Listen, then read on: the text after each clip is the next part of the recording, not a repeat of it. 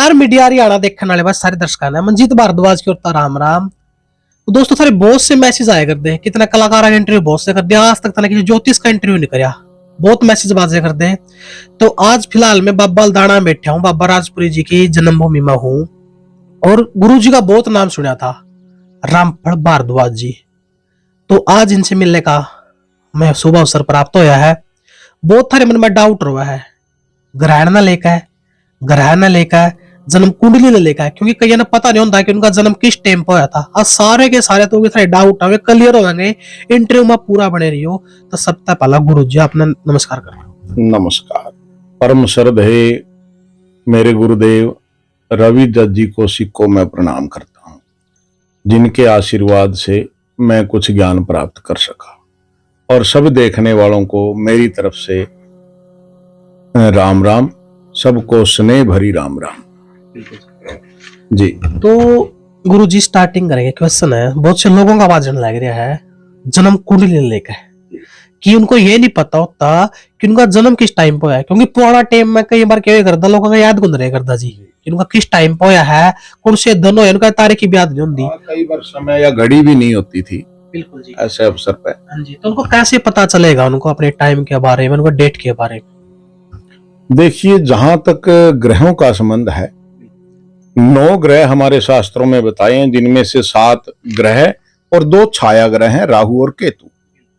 9 के 9 ग्रह आपके आसपास के दायरे में होते हैं, जिससे हम जान सकते हैं कि हमारा कौन सा ग्रह शुभ फल दे रहा है, कौन सा ग्रह अशुभ फल दे रहा है। उदाहरण के लिए बता रहा हूं, जैसे बृहस्पति हमारे पिता और बुजुर्गों का कारक ग्रह है। अगर पिता से बहुत अच्छे संबंध हैं, दादा दादी का अच्छा सुख मिला है, प्यार मिला है और भरपूर परिवार है, दादा दादी मौजूद रहते हैं लंबे समय तक, और समाज में आपके यश मान ठीक है, पुत्र संतान ठीक है, तो समझो आपका बृहस्पति अच्छा है। अगर इन चीजों का सुख आपको प्राप्त नहीं है तो आपका बृहस्पति खराब है। फिर उस व्यक्ति को बृहस्पति के उपाय करने चाहिए। नंबर 2, सूर्य हमारी आत्मा का कारक है, मनोबल का कारक है और दादा का कारक है। अगर मनोबल ऊंचा है, आदमी सज्जन कर्म करता है, समाज में प्रतिष्ठा है, सरकारी अफसरों से, राजनेताओं से अच्छे संबंध हैं, तो समझो सूर्य उसका अच्छा है। अगर ऐसा नहीं तो सूर्य खराब होता है, मनोबल कमजोर होता है, तो उस व्यक्ति को सूर्य के उपाय करने चाहिए। नंबर 3, मंगल ब्लड का यानी रक्त का कारक है। खून के संबंधी हमारे भाई बंधु मित्रगण, परिवार, वंश, इनका कारक मंगल है। अगर भाइयों से अच्छे संबंध हैं, भाइयों से प्रेम है, भाई सहयोग करते हैं, भूमि भवन का ठीक आपको सुख है और भुजाओं में बल है, रक्त का कोई विकार नहीं, खून शुद्धि रहे, कोई इन्फेक्शन ना हो और अच्छा बल वीर्य शरीर में तेज हो, तो समझो मंगल उच्च का है। अगर ये सुख नहीं है तो मंगल खराब है, उसको मंगल के उपाय करने चाहिए। नंबर 4 पे आते हैं बुध देव। बहन, बुआ, मौसी, साली, व्यापार और सूंघने की शक्ति, ये बुध से देखा जाता है। अगर बहनों का सुख सही है, बहन सुखी गृहस्थ जीवन में है, बुआ, मौसी, साली इत्यादि, और आपका व्यापार और आपकी बुद्धि ही बुध है, अगर ये सब सही है तो बुध ग्रह ठीक है। अगर इनके किसी भी सुख में, व्यापार में या व्यवहार में कमी है तो बुध खराब है, उसका उपाय कीजिए। नंबर 5, बृहस्पति देव का मैंने बोल ही दिया था। अब हम बात करते हैं शुक्र की। शुक्र ग्रह लक्ष्मी का भोग देने वाला है, वैभव, वाहन, मकान, उच्च स्तर के वैभव, सुख, भोग देने वाला शुक्र है। अगर दाम्पत्य, पत्नी का अच्छा सुख प्राप्त हुआ, गृहस्थ का पैसे संबंधी, धन संबंधी सुख भी अच्छा है, वाहन सवारी का सुख भी अच्छा है, अच्छे भवन हैं, अच्छा खान पान, रहन सहन, वस्त्र शुभ मिलते हैं और आप हर प्रकार की चीजों का भोग सुख से कर पाते हैं, तो शुक्र अच्छा है। अगर शुक्र कहीं खराब होता है तो दाम्पत्य जीवन में आदमी के भोग इत्यादि की जो पदार्थ हैं, धन, लक्ष्मी, सुख, वैभव, उनकी कमी हो जाती है। फिर ऐसे व्यक्ति को शुक्र का उपाय करना चाहिए। फिर इसके बाद शनि देव का नाम आता है। शनि देव आपके कुटुंब का कारक हैं, चाचे, ताए, संबंधी जो बड़े बुजुर्ग हैं, और हमारी बुद्धि में एक ऐसा हिस्सा जो हमें पॉलिटिकल वे में ले जाता है, पॉलिटिक्स बनाता है, कूटनीतिज्ञ बनाता है। अगर भोलापन है स्वभाव में और आदमी अपनी विवेक बुद्धि द्वारा अपना कार्य नहीं निकाल पाता कहीं से, तो समझो शनि कमजोर है। अगर आदमी कूटनीति से, अपनी बुद्धि बल विवेक से अपना कार्य किसी दूसरे से ले सकता है, मल्टीप्लाई कर सकता है अपने व्यापार को, अपने व्यवहार को, तो व्यक्ति का शनि शुभ है और ऐसे व्यक्ति को शनि के उपाय करने चाहिए। उसके बाद राहु देव जी आते हैं। अगर बुद्धि में आपको बार बार भय और भ्रम की स्थिति उत्पन्न होती है, ससुराल ननिहाल से संबंध अच्छे नहीं बन पा रहे हैं, व्यर्थ की चिंताएं मन को पीड़ित करती हैं, तो समझो आपका राहु खराब है, उसका उपाय करना चाहिए। अगर राहु शुभ है तो आदमी पूर्ण चालाकी से काम करता है, शांत धीर गंभीर होता है और शत्रुओं में भी अपराजय और निर्भीक रहता है। इसके बाद आते हैं केतु महाराज। केतु वंश की वृद्धि करते हैं, उत्तरदाता हैं और जो ध्वजा वाहन यानी जिनकी गाड़ियों पे झंडियां लगती हैं, राजनेता हो, बड़े अफसर हो, अफसर वगैरह, तो समझो उनका केतु उच्च है। केतु उच्च है तो पुत्र, वैभव, राजनीतिक संबंध और व्यक्ति की वंश वृद्धि अच्छे से होती है।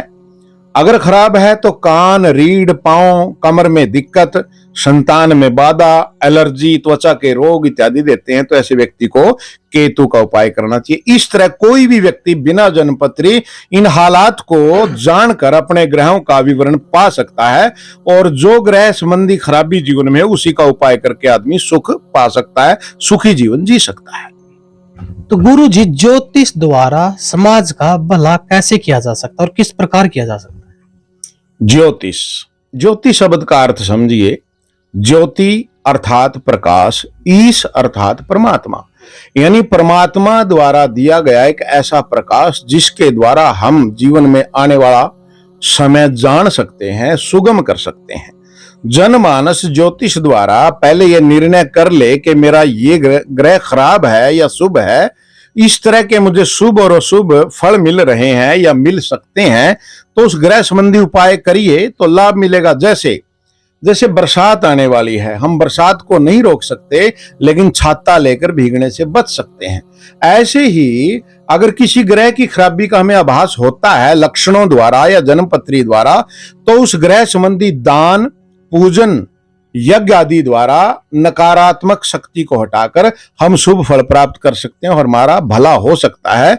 जैसे डॉक्टरी पद्धति में, वैदिक पद्धति में रोग का निरीक्षण करके औषधि ली जा सकती है, ऐसे ही ग्रह का प्रभाव जानकर उसका दान पुण्य करके मनुष्य कष्टों से बच सकता है।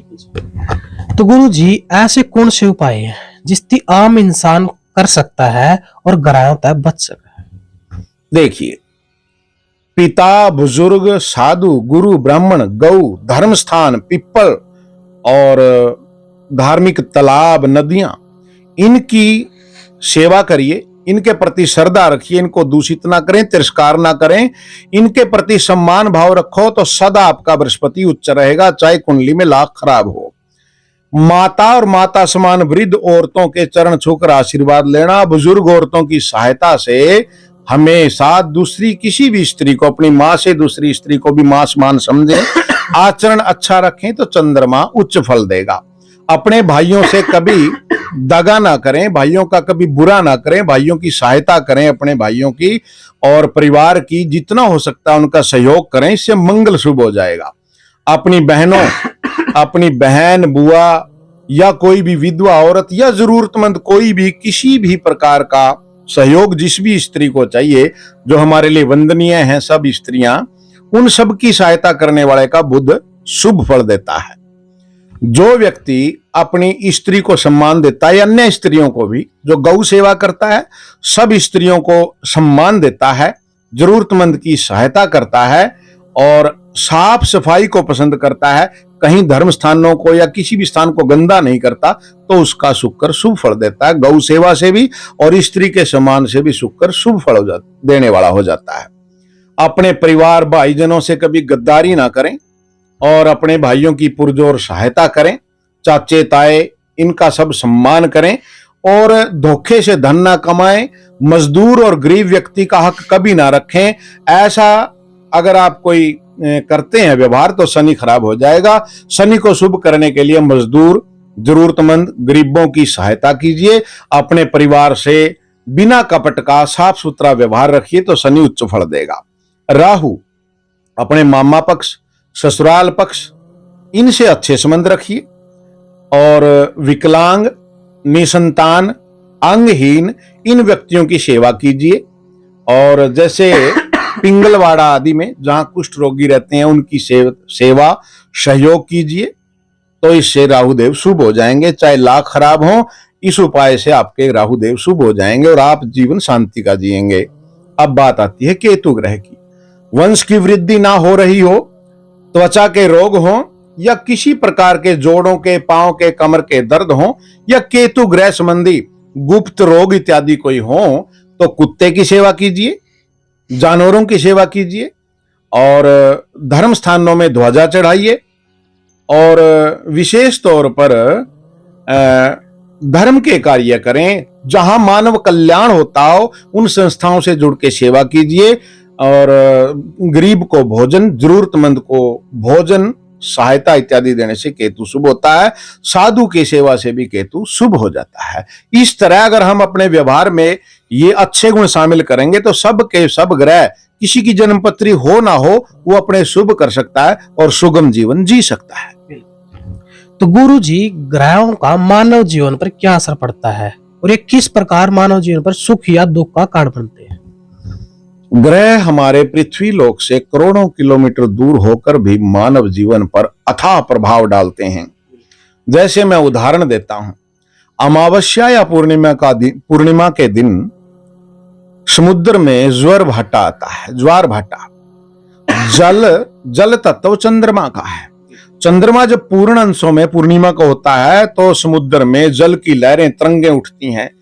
पानी का जो जल है वो चंद्रमा का अंश है और चंद्रमा जल को अट्रैक्टिव करता, आकर्षण करता है।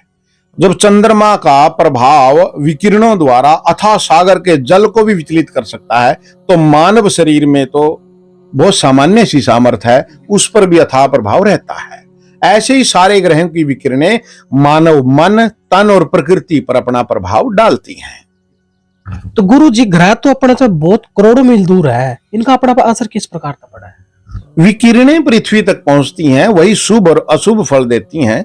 जैसे हमने बचपन में देखा है, एक लेंस द्वारा, प्रिज्म द्वारा हम सूर्य की विकिरणों को एक जगह इकट्ठे करके कागज जला देते थे लेंस के द्वारा। वो सूर्य की विकिरणों का प्रभाव है कि वो अग्नि तत्व पैदा कर सकता है। ऐसे चंद्रमा शीतलता पैदा करता है। ऐसे ही मंगल की विकिरणें शरीर में जोश पैदा करती हैं। बुध ग्रह की विकिरणें मानव के मन में उत्साह और उत्तम बुद्धि, चालाकी पैदा करती हैं। बृहस्पति ग्रह की जो विकिरणें मनुष्य में आध्यात्मिक ज्ञान भरती हैं। शुक्र ग्रह की विकिरणें मनुष्य में प्रकृति सृजन, संतान उत्पत्ति, काम और प्रकृति में भोग विलास की भावना शुक्र की विकिरणों से उत्पन्न होती हैं। शनिदेव की विकिरणों से मनुष्य में कूटनीति भाव आता है और राहु की विकिरणों से मनुष्य में चंचलता आती है। बुद्धि को कई तरह से सोचने पर विवश करती हैं राहु की विकिरणें। और केतु ग्रह की विकिरणें मनुष्य को सेवक और वफादारी के भाव देती है। इस तरह सब ग्रह अपने विकिरणों द्वारा मनुष्य में भाव भरते हैं। विकिरणों द्वारा, जैसे सूर्य धूप द्वारा प्रकृति का पोषण करते हैं, चंद्रमा की अमृत किरणों से प्रकृति में, औषधियों में गुण पैदा होता है, जिससे दवाइयां मनुष्य के जीवन में रोग मुक्त करती हैं। ऐसे सभी ग्रह अपनी विकिरणें पृथ्वी पर भेजते हैं, जिनके प्रभाव से मनुष्य, मानव अपना मन, तन अछूत नहीं रख सकता, उन पे प्रभाव पड़ता ही पड़ता है। तो गुरु जी, अब तक बात चल रही थी ग्रहों के बारे में, लेकिन अब बात चली ग्रहण के बारे में। क्योंकि आपको पता है, आज ये जो इंटरव्यू है 8 नवंबर को शूट होने लग रहा है। आज चंद्रमा ग्रहण भी है। ठीक है, तो ग्रहण होते क्या है और ये क्यों लग गए, उनका असर क्या पड़ा संसार पे? ग्रहण का सीधा सा अर्थ है ग्रसित होना। विज्ञान ये कहती है, साइंस कहती है कि सूर्य और चंद्रमा के बीच में जब पृथ्वी आती है तो पृथ्वी की छाया चंद्र पर पड़े या सूर्य पर पड़े तो वो एक ग्रहण घटित होता है। ज्योतिष में भी ऐसा ही मानना है कि दो जो ग्रह राहु और केतु वो छाया ग्रह हैं, आकाश में उनका अस्तित्व नहीं है, वो छाया ग्रह हैं। जब राहु या केतु किसी ग्रह की एक की छाया चंद्र या सूर्य पर पड़ती है तो वो ग्रहण घटित करती है। जितने हिस्से पर छाया पड़ती है वो हिस्सा दिखाई नहीं पड़ता या काला धुंधला दिखाई पड़ता है। ग्रहण काल में मनुष्य को खाना, सोना, भोग करना वर्जित है, क्योंकि उस समय जब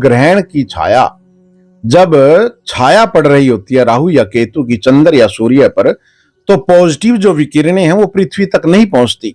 नकारात्मक वेव्स आती हैं, विकिरणें आती हैं, जिनसे खान पान जो बना हुआ पदार्थ है, पके हुए भोजन है, उनमें दूषित विकिरणें रोग पैदा कर सकती हैं, मन को विचलित कर सकती हैं। अब मैंने पहले बोला है कि विकिरणों द्वारा ही मन को प्रभाव डालते हैं ग्रह। अब भोजन जो बना पका हुआ है जिसको हम खाएंगे, और चंद्र ग्रहण के समय जो नकारात्मक विकिरणें उनके ऊपर पड़ी हैं, उसका प्रभाव भोजन द्वारा शरीर में जाएगा, तो मन और शरीर दोनों को वो दूषित करेंगे। इसलिए ग्रहण का मानव जीवन पर प्रभाव तो पड़ता ही है। प्रकृति में भी कुछ ऐसा घटित होता है जो अकल्पनीय होता है। जैसे बहुत बार उदाहरण दिए गए हैं। महाभारत में एक बार उदाहरण आता है कि एक 13 दिन का पक्ष आया था। महाभारत से पहले वेद व्यास जी ने कहा था कि 13 दिन का एक पक्ष आया है और इसमें एक ही महीने में 2 ग्रहण, सूर्य और चंद्र ग्रहण लगे हैं, तो ये प्रजाक्षय होने का योग है। और वही स्थिति अब 2022 8 नवंबर को घटित होने जा रही है। एक ही महीने में 2 ग्रहणों का लगना, और पीछे भाद्रपद मास में पिछली साल 15 दिन का जो पक्ष होता है उसमें से 2 दिन क्षय थे, 13 दिन का ही पक्ष था। तो मेरे हिसाब से, ज्योतिषीय मत के हिसाब से, ये जो एक महीने में 2 ग्रहण लगे हैं कार्तिक मास में, ये प्रजा पर भारी हैं और हो सकता है कहीं भयंकर महामारी, युद्ध या कोई विकार सृष्टि में हिंसाप्रद हो सकते हैं, ऐसा मेरा मानना है। लेकिन फिर भी ईश्वरीय भजन, पूजन, वंदन हर व्यक्ति को ग्रहण काल में करना चाहिए, ताकि आध्यात्मिक शक्ति भी बढ़े, मनोबल भी बढ़े और कुछ भी संसार में अनिष्ट ना हो, ऐसी प्रार्थना करें, सबके भले की कामना करें। बिल्कुल। तो बात क्या है गुरुजी, जो आज के टाइम पे कुछ लोग ऐसे हैं, और अपना तो हरियाणा में खासकर ये बात कही जावा है कि होगा इससे रोटी खा लीजिए के बिगड़ जाएगा, उन पर दुष्प्रभाव के पड़ेंगे इनके। अगर कोई जानबूझ का ग्रहण लगने के बाद भी खाना खा रहा है, कुछ कर, बहुत सारी चीजें ऐसी हैं जो हम नंगी आंखों से नहीं देख सकते, जैसे अल्ट्रा वेव्स, सूक्ष्म विकिरणें जो ग्रहों से आती हैं, या ऐसे जीवाणु, वायरस भी सृष्टि में जो खुली आंखों से नहीं दिखते, लेकिन हम उनको अनदेखा नहीं कर सकते। अब सपोज करो, अभी पहले कुछ दिन पहले पिछले साल तक कोरोना वायरस था। कोरोना वायरस दिखाई नहीं दे रहा था, लेकिन जो दिखाई नहीं देता क्या उसका प्रभाव नहीं है? इतने लोगों की मृत्यु कोरोना वायरस से हुई है। ऐसे ही नकारात्मक विकिरणें जो ग्रहण काल में उत्पन्न होती हैं, वो किरणें दिखाई नहीं देती, लेकिन दूरगामी मंदे परिणाम होते हैं, गलत परिणाम होते हैं। और ये ज्योतिष तो पहले ही सिद्ध कर चुका है कि ग्रहणों का, जो ग्रहण लगते हैं उनका प्रभाव सृष्टि पर मंदा होता है। विज्ञान भी इस ओर बहुत रिसर्च कर रहे हैं और कुछ न कुछ मानव जीवन पे इसका प्रभाव विज्ञान कुछ दिन बाद सिद्ध कर देगा। ज्योतिष और विज्ञान में अंतर क्या? इनमें अंतर कुछ है ही नहीं। ज्योतिष स्वयं एक विज्ञान है। जैसे विज्ञान तथ्यों पर आधारित है। विज्ञान किसे कहते हैं? मानव द्वारा प्राप्त किए गए ज्ञान का व्यवस्थित अध्ययन ही विज्ञान है। और ये हमारे ऋषियों द्वारा जो ज्योतिष ज्ञान पहले हमारे को सौंपा गया है, उसका अध्ययन करके उन बातों को सिद्ध करना, यही ज्योतिष रिसर्च है। इसलिए जहां रिसर्च है वो सब विज्ञान है। इसलिए ज्योतिष को विज्ञान से हटकर ना देखकर ज्योतिष को ही विज्ञान मानिए। ज्योतिष भी एक विज्ञान का हिस्सा है, कुछ भी अवैज्ञानिक ज्योतिष में नहीं है। तो बात ग्रहण की चल रही थी, बच्चा को कर जावा, अगर कोई उपाय करें तो बचने के। देखिए, शास्त्र मत के अनुसार ग्रहण काल जब सूतक शुरू होता है, लगभग 9 या 10 घंटे पहले किसी ग्रहण का सूतक प्रारंभ होता है। ग्रहण काल, सूतक काल में जितना भी ईश्वरीय वंदन पूजन किया जाए उतना श्रेष्ठ है, क्योंकि ईश्वर के नाम के अलावा ऐसी कोई शक्ति संसार में मौजूद नहीं है, परमात्मा के अलावा, जो नकारात्मकता से बचा सकती है। इसलिए सर्वोपरि तो है ईश्वर वंदना करना, अपने इष्ट का ध्यान, भजन, पूजन करना और आश्रितों को दान देना। इनसे आप नकारात्मक प्रभाव से बच सकते हैं। ग्रहण काल में खासकर सोना वर्जित है, खाना वर्जित है और भोग विलास इत्यादि वर्जित है। ग्रहण काल का जो समय है उस समय में जितना हो सके अपने इष्ट देव का पूजन जाप करें। कुछ भी ना पता हो तो राम राम ही जपें, इससे परम कल्याण हो जाता है। तो गुरु जी, जिनकी कुंडलियों में ग्रहण दोष है उनसे बचा कैसे जा सकता है और उनके उपाय क्या बचने के? जिनकी कुंडलियों में राहु और चंद्र एक साथ हों, सूर्य और राहु एक साथ हों, केतु चंद्र या केतु सूर्य एक साथ हों, या शनि चंद्र एक साथ युति यानी दो ग्रह एक साथ बैठे हों, तो उनकी कुंडलियों में चंद्र ग्रहण, उनकी कुंडलियों में ग्रहण दोष बनता है, विष दोष बनता है। तो जिनकी कुंडलियों में भी ग्रहण दोष है वो जातक नारियल, तिल और साबुत लकड़ वाले छिलके वाले बादाम सिर से 3 बार एंटीक्लॉक घुमाकर नहर में ग्रहण काल में प्रवाहित कर दें। जिनको अपनी कुंडलियों का पता नहीं है वो व्यक्ति, मैं कुछ लक्षण बताता हूं। जिनका मन हरदम परेशान रहता है, मन दुखी रहता है, बिना कारण मन में भय रहता है, कुछ भी बुरा होने का भय बना रहता है, कोई काम सिरे नहीं चढ़ता या सिरे चढ़ने से पहले ही उम्मीद टूट जाती है, उन सब व्यक्तियों को ग्रहण काल में नारियल, तिल, बादाम जल में प्रवाहित करना चाहिए। इससे सबका भला होगा, कल्याण होगा। बोलिए श्री रामचंद्र भगवान की जय। तो गुरु जी, अगर कोई आपसे मिलना चाहे तो कैसे मिलेगा? या कोई आपकी वेबसाइट है, गूगल वगैरह, आप कोई सर्च कर सकते? क्योंकि बहुत से एस्ट्रोलॉजर के नंबर वगैरह उस पर रवा है गूगल पे, तो आपसे कैसे मिलेंगे? देखिए, जो व्यक्ति मुझसे मिलना चाहता है उसका स्वागत है। गांव बाबा लदाना में किसी को भी पूछिएगा, पंडित रामफल भारद्वाज सब जानते हैं। आपको यहाँ का पता गांव में आने के बाद बता भी देंगे। और जो फोन पे कंसल्ट करना चाहते हैं या इंटरनेट से या व्हाट्सएप पे अपना मैसेज, डेट ऑफ बर्थ भेजकर वो मुझसे पूछ सकते हैं, और उसका जो पे है वो देना ही होगा। और जो यहाँ आके मिलना चाहें मोस्ट वेलकम। जो फोन से कंसल्ट करना चाहें वो फोन पे कर सकते हैं, और फोन पे ये नंबर सबको दे दिया जाएगा। स्क्रीन पर नंबर चला सकते हैं आपका? हाँ, आप स्क्रीन पे नंबर, 2 नंबर देता हूं मैं, उन नंबरों पे कोई भी संपर्क कर सकता है, आने के लिए भी, मिलने के लिए भी, और किसी तरह के परामर्श से जो पहुंच नहीं सकते वो फोन द्वारा मैं उनकी सेवा कर सकता हूं। 9671653000, 9306304695, ये मेरे दोनों नंबर हैं। बहुत बहुत धन्यवाद जी गुरु जी, जो आपने कब तक कीमती टाइम काटा, क्योंकि बहुत बार हमने आपके पास कॉल भी किए थे, आप बहुत बिजी चल रहे थे, बहुत मुश्किल से टाइम मिला। कर भला हो भला, अंत भले का भला, भगवान सबका भला करे, आप सबका भी भला करे, सब सुखी रहें। तो भाइयों, आपने इंटरव्यू की सलाह, क्योंकि तो जो भी था डाउट थे वो इस इंटरव्यू में क्लियर हो गए होंगे, क्योंकि बहुत मैसेज आने लग रहे थे। तो अपने कमेंट जरूर कर देगा नीचे कि कौन सी बात इस इंटरव्यू में आपने सीखने मिली। और भी ऐसे इंटरव्यू आते रहेंगे चैनल पर, चैनल में देखते रहिए। Star media Haryana. जय हिंद, जय हरियाणा।